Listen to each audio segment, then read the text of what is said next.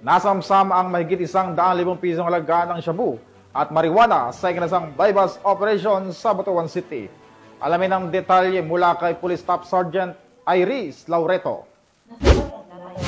102,000 halaga ng shabu at marijuana sa matagumpay na bypass operation na isinagawa ng Butuan City Police Station 4 sa ilalim ng pamumuno ni Police Lieutenant Marlon B. Iguna, Deputy Station Commander for Operations, at Police Captain Dennis T. Bon, Officer in Charge. Katuwang ang Agusan del Norte MARPSTA at PDEA Regional Office 13 sa Barangay Cabcabon, Butuan City nito lamang Oktubre 7, taong kasalukuyan. Kinilala ang suspect bilang si alias Loloy Pakay, 34 years old, may kinakasama at residente ng Baan Riverside, lungsod ng Butuan. Nakumpiska mula sa kanya ang isang caliber 22 revolver na may 4 na bala at mga hinihinalang iligal na droga na tinatayang may kabuuang bigat na 15 grams na nagkakahalaga ng 102,000 pesos batay sa standard drug price at 1 gramo ng marijuana na nagkakahalaga ng 380 pesos. Kasalukuyang nasa kustodiya ng pulisya ang suspect at ang lahat ng nakumpiskang ebidensya